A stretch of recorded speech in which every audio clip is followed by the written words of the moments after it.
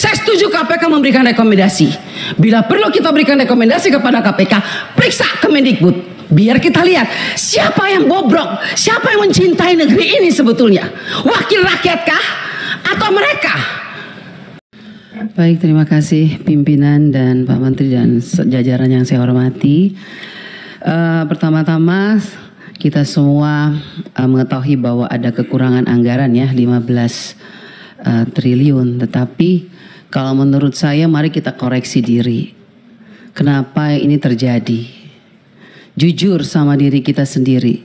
Anggaran yang sudah diberikan begitu banyak tahun 2024 apakah sudah digunakan dengan baik atau tidak? Jangan kalau dikurangin kita sedih, tapi waktu dikasih banyak kita tidak menggunakannya dengan baik. Kenapa saya mengatakan tidak melakukannya dengan baik? Karena sampai hari ini Pak Menteri berulang kali saya katakan bahwa masih banyak persoalan terhadap realisasi anggaran dan penyerapan anggaran APBN itu ke daerah. Baik transfer daerah, itu banyak persoalan. Mau masalah guru, sampai sekarang guru P3K yang sudah lolos P3K sampai sekarang belum dikasih SK. Provinsi NTT belum, mereka belum terima SK. Kedua, guru-guru daerah terpencil masih banyak yang belum terima juga tunjangannya. Ketiga, banyak bangunan-bangunan sekolah yang masih terbengkalai padahal dari 2021 anggarannya. Saya sangat kasih contoh di Kabupaten Kupang ada 17 sekolah bangunan yang dari 2001 sampai sekarang tidak terselesaikan. Mau lagi kita lihat lagi dana-dana PIP. Nah, makanya kemarin saya mengatakan bahwa kalau KPK memberikan rekomendasi kepada Kemendikbud, harusnya Kemendikbud sadar. Karena apa, kami ini Dewan kami sudah bilang setiap rapat, banyak persoalan, lakukan pengawasan, laporkan kepada kami. Tapi kami tidak pernah didengar. Ya kan? Akhirnya sekarang KPK memberikan rekomendasi, baru seakan-akan Kemendikbud kayak kebakaran jenggot.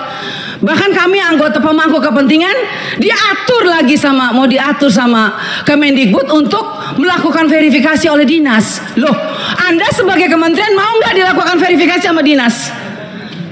Jangan suruh dinas, jangan suruh apa yang kita usulkan harus dilakukan verifikasi oleh dinas. Kita ini lembaga tinggi negara, wakil rakyat. Kita yang menentukan anggaran di Indonesia ini. Bagaimana kepala dinas bisa memverifikasi data yang kita berikan? Anda sebagai kepala kementerian mau nggak diverifikasi sama dinas? Bapak Ibu ini kan orang-orang pintar setahunya saya di Kemendikbud. Orang-orang berpendidikan. Kok bisa salah mengambil kebijakan? Anda mengeluarkan Perseksjen yang di mana poin nomor 3 dikatakan bahwa data yang direkomendasikan sebagaimana dimaksud pada huruf B diverifikasi oleh Dinas Pendidikan. Loh, kita ini pemangku kepentingan usulkan itu dari Dapodik sekolah. Dapodik itu harusnya kan, makanya tadi Pak Andre bilang operator sekolah itu diperhatikan. Karena semua itu dari operator sekolah. Kepala sekolah aja kadang-kadang tidak tahu apa yang terjadi yang dilakukan oleh operator sekolah. Dinas pendidikan juga nggak tahu. Nah, kementerian juga. Jadi kalau mau melakukan verifikasi, harusnya kementerian melakukan verifikasi terhadap dinas, dinas lakukan verifikasi terhadap kepala sekolah, hasil verifikasi itu baru diberikan kepada kami. Itu jangan dibolak-balik. Bahkan saya minta Bapak Ibu pimpinan, kita biarkan rekomendasi kepada KPK, periksa apa ada di Kemendikbud. Karena ini banyak persoalan, PIP, KIP, dana BOS, banyak hancur ini.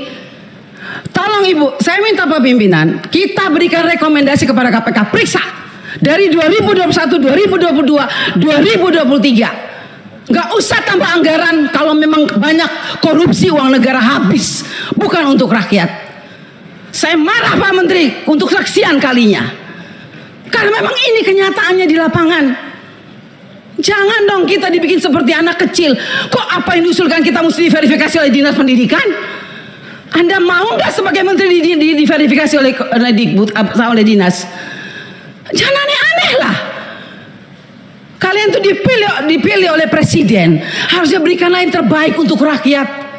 Semoga pembicaraan saya ini dilihat oleh presiden yang baru.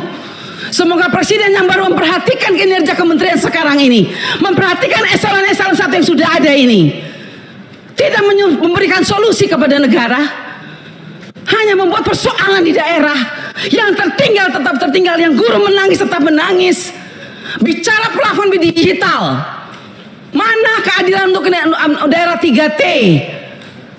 Enak daerah-daerah yang sudah ada internetnya diberikan terus, tapi kita yang daerah 3T yang tidak ada internetnya dibiarkan begitu saja. Mana keadilan sosial bagi seluruh rakyat Indonesia, Pak Menteri? Saya sangat kecewa. Kita sudah mau habis masa jabatan. Anda mungkin sebentar lagi habis, atau Anda lanjut, saya tidak tahu. Tapi saya puji Tuhan, Tuhan dan rakyat masih memilih saya kembali. Dan sampai ini, apapun yang terjadi, kita yang terpilih kembali, kita akan tetap memperjuangkan keadilan dan kebenaran untuk kemajuan anak negeri kita. Bukan untuk kita anggota dewan, bukan. Jadi jangan aneh-aneh punya pikiran negatif terhadap wakil rakyat.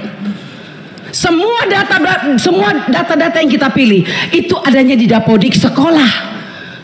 Perhatikan dong operator sekolah, perhatikan kepala sekolah, perhatikan dinas.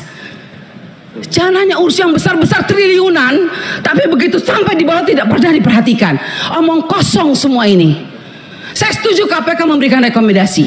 Bila perlu kita berikan rekomendasi kepada KPK, periksa Kemendikbud. Biar kita lihat siapa yang bobrok, siapa yang mencintai negeri ini sebetulnya. Wakil rakyat kah? Atau mereka? Jangan begitu dong. Bikin Persesjen memalukan, Bu Sekjen. Ya iyalah, Anda jangan senyum. Anda membuat Persesjen, tidak pikir masa kita diverifikasi oleh dinas? Mending kalau kepala dinasnya bersih. Kalau kepala dinasnya justru yang mencuri uang PIP, bagaimana Ibu? Saya mau tanya sekarang, jawab. Apa Anda pikir semua kepala dinas bersih? Oh tidak. Mari kita buktikan. Mau kita turun, kita buktikan, kita tanya, jangan sama kepala dinas, tanya sama penerima PIP. Itu baru bisa dapat jawabannya. Kalau Anda hanya turun hanya di dinas, semua jawabannya bagus. Tapi coba turun ke rakyat, turun ke penerima orang tua. Kalau nggak lihat itu orang tua punya air mata. Omong kosong. Nama ada, SK ada, uang nol sampai hari ini. Baik. Jadi kalau kita mau bicara soal anggaran, Pak, jangan ditambah. Tuhan juga tidak ingin semua uang negara ini hilang. Saya yakin dan percaya sampai ini anggaran turun, karena Tuhan itu lihat air mata orang miskin. Jadi kalau anggaran turun jangan marah. Mungkin inilah kehendak Tuhan supaya kita koreksi diri, stop dan bertobat. Kalau mau lihat bangsa ini baik dan lebih maju. Terima kasih pimpinan. Baik, terima kasih.